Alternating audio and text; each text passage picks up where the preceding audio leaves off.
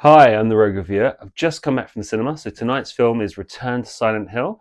I'm with Jon Outworld today, so we're going to go through the film, our thoughts of it, and our overall score. So here we go. So Return to Silent Hill is the third in the movie franchise. It's directed by Christophe Gans, who did the first one in 2006. So this story follows the second in the game franchise, Silent Hill 2. So this story is based on the James Sunderland character. He has got a mysterious letter from his girlfriend urging him to come back to Silent Hill. However, when he arrives, he finds this town consumed by darkness. And as he's trying to navigate his way around this town, he is also questioning his own sanity while he's trying to discover the truth. Okay, so I don't want to give too much away, so we're going to go into the film. Okay, so I'm here with Jon Outworld. So we've watched the film together. So we're going to go through the film. Jon is a big fan of the series, the video games. He's spent a lot of hours playing the Silent Hill.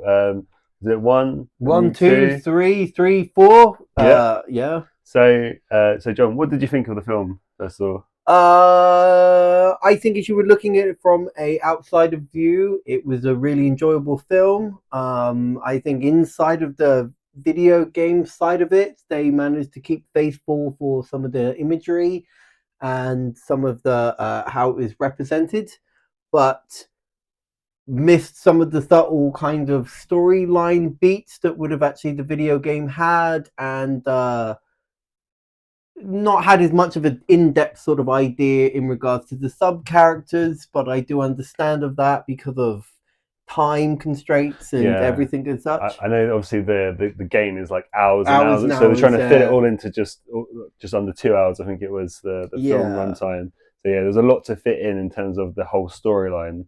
But I've played the video game. I'm not so well versed in it as you, but as going into it, I really enjoyed this film. I thought it had some really great visuals. The horror was really gory, kind of like artistic in some aspects of it, and had some great like jump scares. Or literally, I was like, it kind of made me. Yeah, the jump scares were really good. Actually, the jump Yeah. scares were really good. They didn't overuse it. It was Yeah, it was subtle. it was subtle. It wasn't expecting it to happen. It was they didn't do a music cue or anything to let you know about the jump scare. It just happened. You're kind of looking for the jump scares, and at the times you think they were coming, they didn't necessarily always arrive, and all of a sudden they catch you off guard. And I think the director did a really good job in that kind of aspect of it.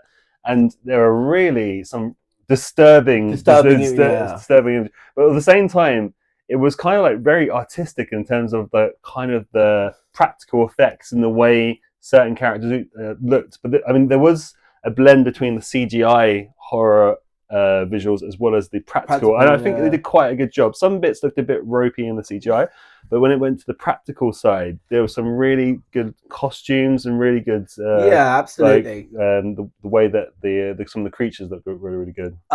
Visually, it was 10 out of 10. It was a beautifully made film. You rightly pointed out it was very artistic in that kind of the beautiful horror of it all. Do you know what I mean? That kind of upsetting. It was upsetting to look. Yeah. It was cringing, but you couldn't look away. You couldn't look away, and it never ended. Did you think it looked like the game? Yeah, no, absolutely. Visually, everything was perfect. The monster design, I wouldn't say was perfect, but it was almost perfect. The only things that How did the town look? The actual Silent Hill town? The whole town looked amazing. That opening scene with the rail, and you can see the town over thing with him watching him wander into the woods. That's almost scene for scene exactly how it is, especially in the Silent Hill 2 remake. It's almost scene for scene exactly how you'd expect it. It starts off with that thing where you can see the town and you watch him wander through the into the graveyard. So in regards to the story as a film, I thought again it was entertaining. They managed to get their point across-ish.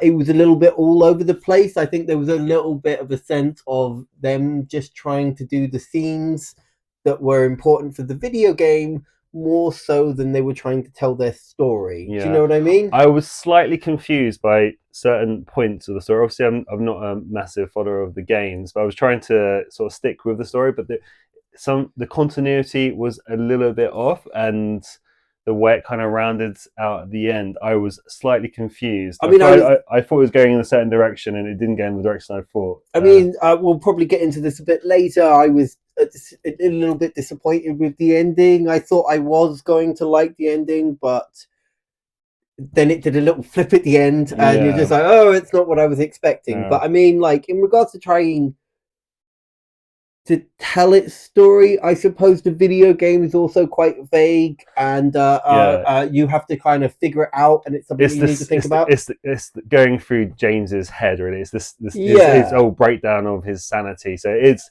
not a typical story anyway. So I can understand why it is confusing. It just, there's certain points where I was a little bit not quite sure what was happening in the film. But when you say that, I think they did a really good job of that sense of descending into madness. Yeah, no, that was good. That was good. You could feel that James was not in an okay place. No, he definitely demonstrated his insanity and his journey into kind of losing his mind. It was done pretty well. Yeah. But yeah, the overall arc of the story, I think it could have just been a bit fine-tuned. Yeah, a little bit more direction on what they were trying to do, a little bit more kind of focus. And talking about James, what did you think of him as an actor and playing that role? James in particular, I can't remember his name off the top of my head, but James Sunderland, he did a very, very good job. He seemed quite emotional. I don't think I've ever seen him in anything else, but I rated him quite well as an actor. Yeah, I don't think he's been in too many big kind of budget. I think he's done a few TV series and some random films, but yeah, he's okay. He kind of really suited a game character. At some points you feel like we were just watching the game because he was kind of very kind of still and methodical. Okay. Yeah, I get that. And it was more about the actual story rather than a big star playing the role. It was more about the actual Silent Hill. Yeah, I agree with that. Yeah. And the other character had his girlfriend Hannah. I thought she was quite good in it as well.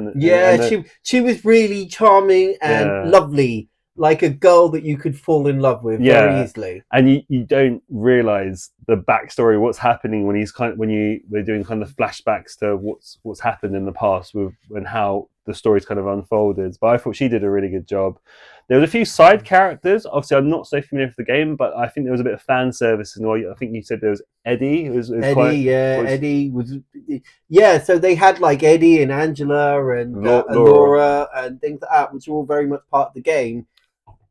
And they kind of took a little bit of a sidestep. It was kind of like a nod to the character. More of a nod to it than them being an important character to the story. It's kind of like that in the video game in a way as well, because it's more like they're going through their own journey in Silent Hill, and you happen to be coming across them.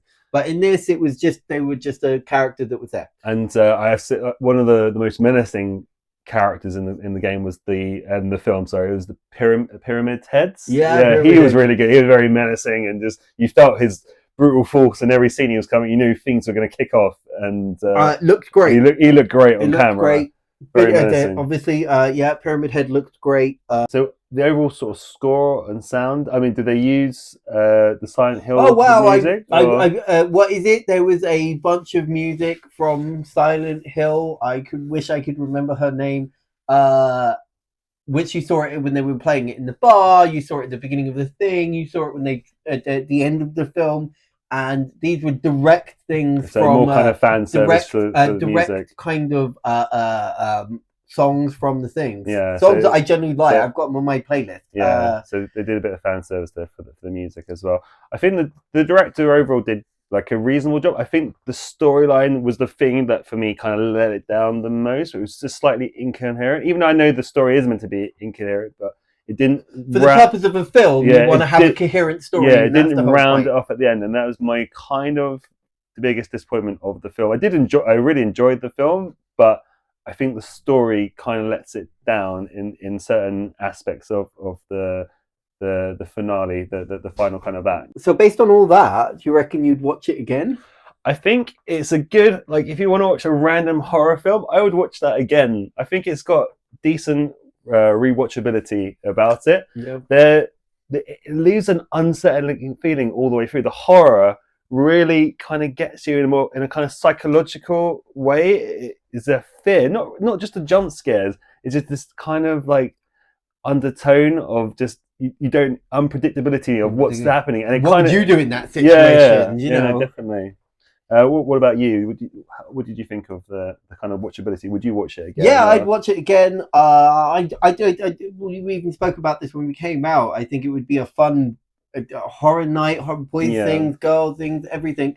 To sit there and just watch the Silent Hill films, and I think you'd actually, by the end of the evening, you'd have to keep the light on in your bedroom when you went to sleep. I think it would be a generally yeah, disturbing no, kind of thing to try and get you to, as you said rightly, that it gets in your head. yeah. It's the psychologicalness of it all. I think this film really reminded me of a kind of like 2000 like horror movie. Like I don't know if you've ever seen like 13 Ghosts. Right, It had that yeah. kind of aspect to it, and then also had sort of subtle elements of The Thing. You know, with the kind Oh of right, you don't know what's going to be going yeah, on, and then anybody could be. You didn't know if Maria was going to be. Oh my God, we didn't mention Maria. yeah. Oh yeah, the paranoia of Yeah, what's the idea happening. of who could be on your side, who's not on your side, what's Yeah. going on in the situation.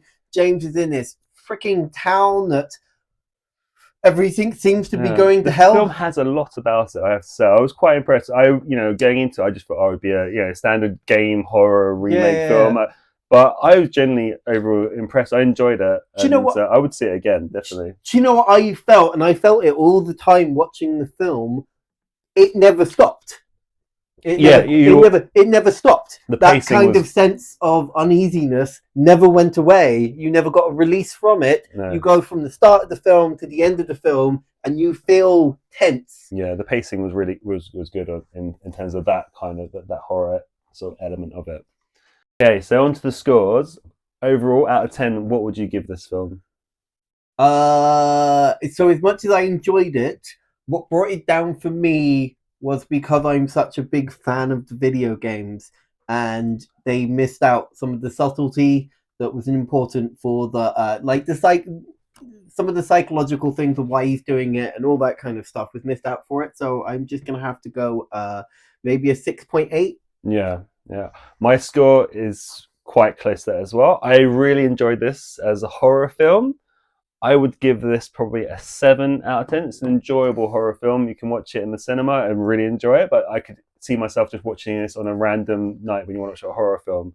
So I would give it a solid 7 out of 10.